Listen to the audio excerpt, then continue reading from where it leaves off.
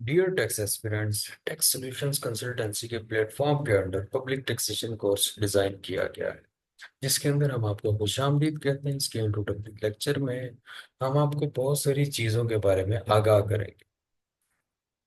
First of all तो मैं आप तमाम लोगों से मैं माजरत चाहता हूँ कि टैक्स सीजन की वजह से मैं आप लोगों से इंटरेक्शन नहीं कर पाया। बहुत ज़्यादा क्लाइंट रश हो जाने की वजह से एफपीआर का सिस्टम बैठ गया था, तो फिर obviously we are also Pakistani, तो हमारे साथ भी कुछ इश्यूज थे। तो मैं इन सब चीज़ों के लिए आपसे माजरत चाहता हूँ। एंड वी विल इंशाल्लाह जो है हमारा जो नेक्स्ट जो डेली बेसिस पे हमारी प्रोसीडिंग्स हुआ करेंगे, हम तो संडे भी आपको रिलैक्स नहीं करेंगे इंशाल्लाह से। तो well, come back to the point. तो पब्लिक टैक्सेशन ये क्या चीज, ये क्या होने वाला है, पब्लिक टैक्सेशन क्यों? तो भैया, पब्लिक टैक्सेशन क्यों, तो इस पे आ जाते हैं। तो बिफोर गोइंग टू दैट कि हम पब्लिक टैक्सेशन और ये इस कोर्स को ये नाम क्यों दिया गया, इससे पहले जो है हम एक थोड़ी सी एक बातचीत करना चाहेंगे। उसमें ये कि एक चीज़ तो आप जानते हैं कि आप लोगों का ज्वाइन करने के मकासद और हमारे जो अगराज व मकासद हैं वो क्या हैं और ये क्यों होने जा रहा है।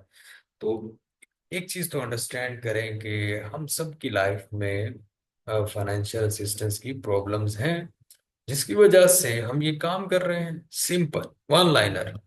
तो एक और चीज मैं कहना चाहूंगा कि सीए कम्युनिटी जो इकोनॉमिक क्राइसिस की वजह से बहुत ज्यादा जेर अताब है, और सीए कम्युनिटी की जो जनता है वो काफी परेशान है अपने फ्यूचर को लेके। एक तो माशाल्लाह से आई कैप की पॉलिसीज, एंड हमारे जो नेक्स्ट लेवल पे फाइनल्स की प्रॉब्लम्स हैं, आर्टिकल्स की प्रॉब्लम है, उसके अंदर फाइनेंसिस की प्रॉब्लम है। तो बच्चे जो हैं during the cap, during the PRC अपने आर्टिकल्स के लिए पैसे जमा करना शुरू कर रहे हैं।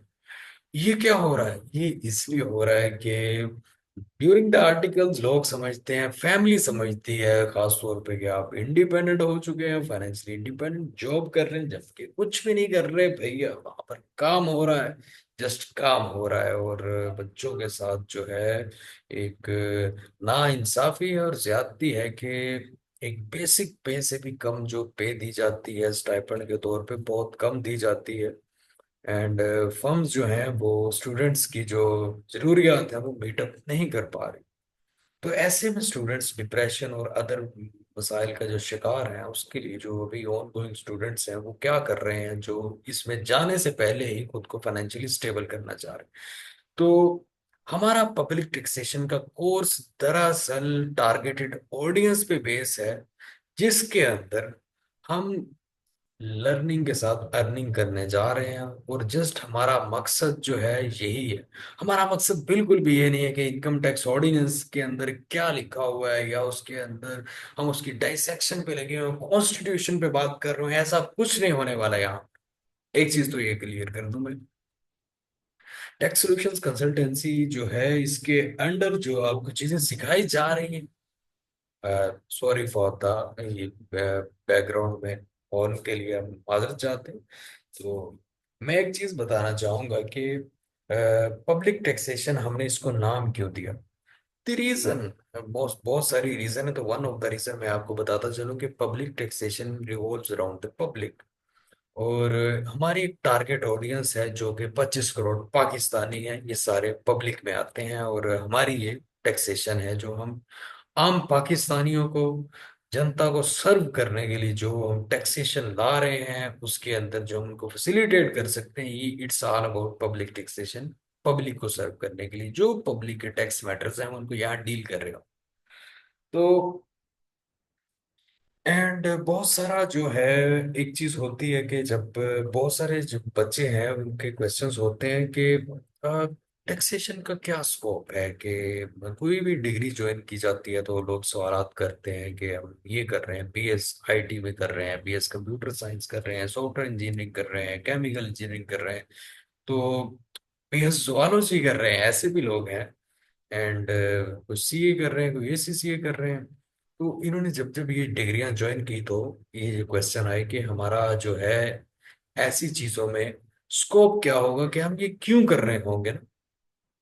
तो इन चीजों को एड्रेस करने के लिए, तो इन चीजों को एड्रेस करने के लिए जो है कि ये क्या स्कोप है कि पब्लिक टैक्सेशन हम करने जा रहे हैं, तो इसका क्या स्कोप है। इसका स्कोप बहुत सिंपल है कि जब आप पर्सनल लेवल पे लोगों के मसाइल सुनेंगे और फिर आप उनको हल देंगे, that is the basic formula. कि जब हम पब्लिक के टैक्सेशन के मसाइल सुनेंगे और फिर उनको हम फौरन से रिलीफ फराहम करेंगे अपनी टैक्स कंसल्टेंसी के थ्रू, तो लोग जो है उनका आपके साथ ट्रस्ट लेवल बिल्ड हो जाएगा और आपका कॉन्फिडेंस बिल्ड हो जाएगा, जिससे आप अर्निंग भी करना स्टार्ट हो जाएंगे और लर्निंग भी आपकी साथ साथ चल रही होगी।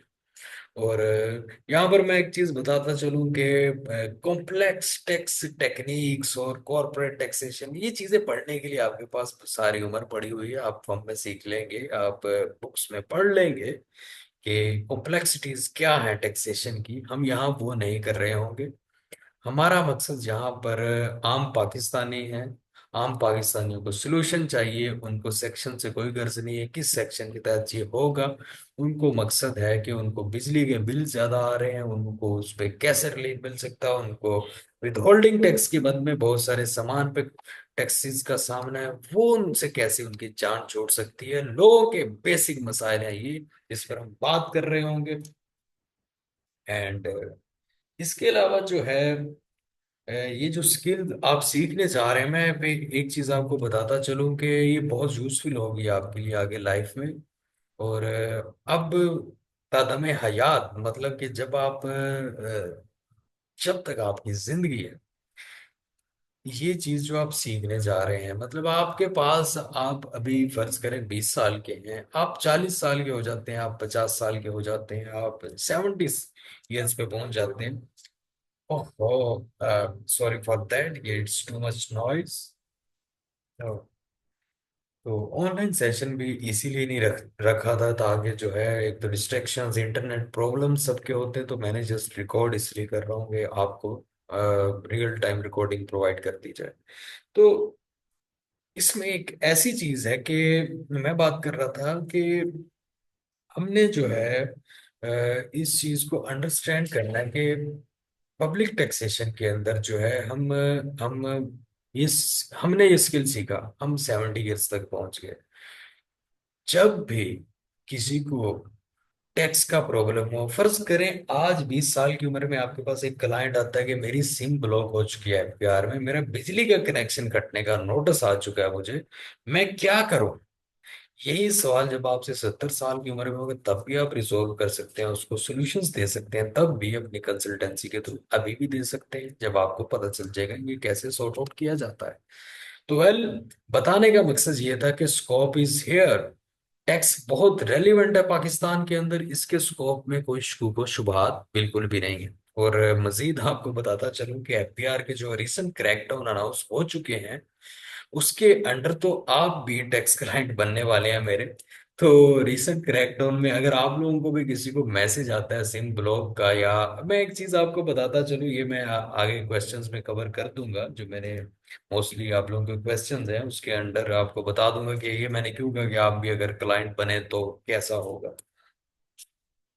तो अब आ जाते हैं कि ये जो चीज है कि आपके जो क्वेश्चंस हैं, जो मेन मेन जो चीजें आप लोग पूछते हैं, सबसे पहला सवाल, क्लाइंट कहाँ से लाएंगे, कहाँ से लाएंगे क्लाइंट। देखें एस्पिरेंट्स, देखें ये चीज बहुत सिंपल है कि क्लाइंट कहाँ पर है। क्लाइंट कहाँ पर है, इसका आंसर मैं बताने से पहले आपको ये चीज बताता चलूं कि हम डिफरेंट टारगेट हमारे होंगे। Salaried class business tax returns वाले हैं, नॉन सैलरीड और सैलरीड क्लास, ये दो मेन होते हैं। इसके अलावा ओवरसीज, फॉरेन रेमिटेंस, फ्रीलांसर्स, ये एसोसिएटेड है नॉन सैलरीड के साथ, तो हम इनकी सैलरीड और नॉन सैलरीड टैक्स रिटर्न्स बना रहे होते हैं। तो जितने लोग आपके इर्द गिर्द आपको नजर आते हैं ना, तकरीबन हर 10 में से 3 से 4 टैक्स केसेस ये होते हैं जो आपके इर्द गिर्द घूम रहे होते हैं लोग। और मजीद ये केसेस बढ़ते चले जाएंगे। ड्यूरिंग अक्टूबर स्टार्ट हो चुका है, और अक्टूबर में जो टैक्स रिटर्न की एक्सटेंशन हो चुकी है डेट फाइलिंग की, तो इस डेट की जिस तरह ही एंडिंग होगी 14 अक्टूबर के बाद आपको एक क्रैकडाउन होता हुआ नजर आएगा, जिसके अंदर आपको क्लाइंट्स ही क्लाइंट्स नजर आएंगे। जिसको मैसेज आएगा सिम ब्लॉक होने का, बिजली कटने का, तो वो एक ढूंढेगा ना कंसल्टेंट, उसको कोई मिले। ऐसे में लॉयर्स फायदा क्या उठा रहे हैं? किसी को 15,000 कह रहे हैं, किसी को 20,000 कह रहे हैं। और नॉर्मल जो लॉयर्स हैं जो थोड़ा सा इन चीज में दर्द रखते हैं, वो 5,000 6,000 तक जा रहे हैं। बट हम लोगों को बहुत मुनासिब सर्विस दिया करेंगे ऐसी सिचुएशन में, अगर पब्लिक को इन चीजों का सामना करना पड़ता है। और एक चीज आपको, आपके इर्द गिर्द ओवरसीज पाकिस्तानीज हैं, ओवरसीज वो बाहर जाना चाह रहे हैं और नॉन फाइलर्स हैं, तो अब वो बाहर नहीं जा सकते अक्टूबर से। अब वो बाहर नहीं जा सकते जो ओवरसीज हैं और नॉन फाइलर्स हैं। अब रूल ये है कि वो फाइलर होना पड़ेगा। अब हो क्या रहा है, ट्रैवल एजेंट्स ने अपने लॉयर्स भी अब कर लिए हैं कि चलो भाई दोनों मिलके खाते हैं, 15,000 हम लिया करेंगे। 20-20 हजार की भी मेरे तक खबरें पहुंच रही है कि कोई 20,000 से अपने ट्रैवल एजेंट के थ्रू फाइलर हो रहे हैं। और कि हम अब आपके लिए बाहर जाने से पहले फाइलर होना जरूरी है, तो ये लॉयर है हमारे, इनसे बात करें 20,000 दें। तो दोनों मिलकर खा रहे हैं। तो ये चीज आप देखें कि अब बाहर जाने के लिए भी फाइलर होना जरूरी हो। तो ये चीज है, नॉर्मली मैं आपको बता रहा हूँ कि आपके इर्द गिर्द grocery store, kirana store, general store, medical stores and every class of individual of salaried person, 50,000 से प्लस जिनकी सैलरी किसी भी डिपार्टमेंट से ताल्लुक रखते हैं, ये आपके क्लाइंट्स ही तो हैं। और मजीद जो शिकंजा एफबीआर का आगे चलता हुआ आ रहा है कि हम सभी क्लाइंट्स हो जाएंगे फिर। अभी जो एफबीआर ने अपनी क्लैरिफिकेशन की है कि 50,000 से प्लस जो लोग हैं वो उनको टारगेट करेंगे, और 50,000 से ऊपर जो है वो उनको जो है नॉन फाइलर्स कंसीडर किया जाएगा। जो फाइलर नहीं है, 50,000 है उनकी सैलरी मंथली बेसिस पे, और वो फिर भी एफबीआर के साथ रजिस्टर्ड नहीं है, तो एफबीआर ने ऐसे लोगों के साथ नारवा सलूक करने का फैसला किया। अब बहुत सारी चीजें हैं इसके अंदर के कैसे, मतलब कि ये कैसे वो डिसाइड कर सकते हैं कि किसी की सैलरी 50,000 है और किसको नोटिस जाएगा किसको नहीं जाएगा। इसके अंदर बहुत सारे डिसिप्लिनरी मेजर्स हैं जो एफबीआर को लेने, बट वो नहीं लेता। तो हम तीसरे नंबर पे आते हैं कि इमेज ऑफ एफबीआर, इसकी वजह से जो क्लाइंट है फिर उसके साथ एसोसिएटेड है, इमेज है हमारे एफबीआर का, जो कि बहुत ही खराब है। ब्रांड एम्बेसडर ही कोई अच्छा सा नहीं है इनके पास। अब और ऊपर से इनकी वर्किंग भी जो एक लेवल की वर्किंग है कि ये जो लोगों के साथ करते हैं, अच्छे अच्छे पाकिस्तानी हैं जो टैक्स भी पे करते हैं, ये उनको भी नोटिस भेज देते हैं, और काफी गंदे नोटिस भेजते हैं, जो कि अच्छी बात नहीं है। और जिसकी वजह से इनका इमेज खराब होता है और लोगों का ट्रस्ट लूज होता है। पहले इनका लोगों पर ट्रस्ट नहीं। अब इस चीज को काउंटर करने के लिए इन्होंने क्या किया हुआ है, इस चीज को काउंटर करने के लिए, एक तो इनका इमेज खराब है, लोग रजिस्टर नहीं होना चाहते। इन्होंने कहा वेल एंड गुड, बहुत अच्छी बात है, ना हो रजिस्टर, ना हो रजिस्टर। एफबीआई ने अनाउंस किया जो लोग रजिस्टर नहीं होना चाहते, हम बहुत गंदे लोग हैं, आप ना हो हमारे साथ रजिस्टर्ड। बट हम गंदे हैं, हम मजीद गंदा सलूक करेंगे। हम क्या करेंगे, अक्टूबर में आप पे क्रैक डाउन करेंगे। तो दैट्स इमेज एफबीआर का। वो समझते हैं कि जैसा भी है उनको कोई फर्क नहीं पड़ता। एंड अक्टूबर में जो क्रैकडाउन होगा उसका जिनको सामना करना पड़ेगा उनको ऑटोमेटिकली रजिस्टर होना पड़ेगा, हम अच्छे हैं या बुरे हैं। तो दैट्स इनफ के इमेज जो है एफबीआर कि आपको। और फिर लोगों का क्वेश्चन होता है कि वो रजिस्टर क्यों है एफबीआर के साथ। अगर हम नॉर्मल कंडीशंस पे देखें, आजकल लोगों को ये कहने की जरूरत नहीं कि हम क्यों रजिस्टर हो, क्योंकि भाई क्रैकडाउन आप बता सकते हैं कि कौन कौन से क्रैकडाउन होने जा रहे हैं। बिजली कनेक्शन मुअत्तल, सिम ब्लॉक, ट्रैवलिंग नहीं कर सकते इंटरनेशनली, बैंक अकाउंट फ्रीज हो सकता है, प्रॉपर्टी के ऊपर जो है बहुत ज्यादा टैक्सेस का सामना हो सकता है। तो ये तो बातें हैं कि जो आप उनको डराने के लिए भी बता सकते हैं, बट थोड़ा प्यार मोहब्बत से अगर बात की जाए तो क्यों रजिस्टर। हम एफबीआर की तरह उनके साथ सलूक नहीं कर सकते। बीइंग अ टैक्स कंसल्टेंट हमारा एक ड्यूटी है कि हम अपने क्लाइंट को सेटिस्फाई करें पॉजिटिव सेंस में।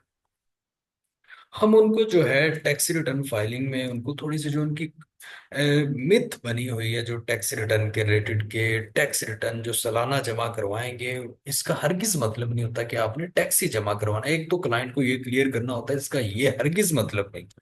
इसका मतलब जस्ट इतना होता है कि आपने इनकम एक्सपेंसेस की डिटेल और अपने एसेट्स डिटेल जो है वो एफबीआर में जस्ट सबमिट करनी है। टैक्स बनता होगा तो आपका चालान बन जाएगा, नहीं होगा तो नहीं।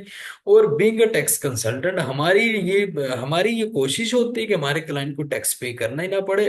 और जिसका और ऊपर से होता है कि हम क्लाइंट्स को रिफंड दिलवा के दे रहे होते हैं, उनके टैक्सेस का रिफंड इतना बन जाता है कि एफबीआर जो कहता है भाई छुट्टी करो भाई, नहीं नहीं, इनसे टैक्स नहीं लेना तो देना भी नहीं है। और जरूरत ये है कि एफबीआर के पास अभी पैसे नहीं है देने के लिए लोगों के। मेरे भी रिसेंट एक है जो सबसे ज्यादा रिफंड जो मेरा एक क्लाइंट का भी बना है, उनका अबाउट 4 लाख के करीब रिफंड है।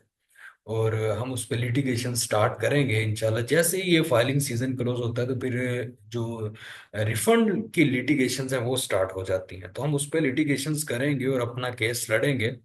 तो ये चीजें मैं आपको ये बहुत एडवांस लेवल की बात आपको करती, बट ये मैं साथ साथ आपको बताता रहूंगा कि हाउ वी कैन ऑपरेट। तो इमेज भी आपके सामने है, और लोगों को आपने रजिस्टर क्यों करवाना है बिहार के अंदर ये भी आपको पता चल गया। एक तो एफबीआर खुद डरा रहा है, और दूसरा ये है कि प्यार से ये कहा जा सकता है कि आपको बेनिफिट्स मिलेंगे। और जो जो बीइंग अ फाइलर आप साल भर में टैक्सेस पे करेंगे सॉय सेल्स टैक्स के। साल भर में आप प्रॉपर्टी टैक्स पे करें, आप पीटीसीएल पे टैक्स दें, आप बिजली के बिल पे टैक्स दे रहे हैं। डोमेस्टिक वालों के लिए 25,000 प्लस उनको बेनिफिट मिलता है, और कमर्शियल मीटर पे 10% के करीब, राउंड अबाउट 10% का जो है हर मंथ मिलता है बेनिफिट। एंड इसके अलावा जो है अगर उनको प्रॉपर्टी टैक्स, अगर सिटी में है तो प्रॉपर्टी टैक्स पे करते हैं, उस पे उनको बेनिफिट मिलेगा। एंड बैंक के ऊपर जो सेविंग अकाउंट्स होते हैं उस पे तो बेतहाशा बेनिफिट है ना। 15 से 35% का जो गैप है फाइलर और नॉन फाइलर का, ये बहुत बड़ा गैप। और फिर एक प्रॉपर्टी के तो बहुत को, अभी मैं यहाँ पर आपको टैक्सेस की डिटेल्स नहीं बता रहा।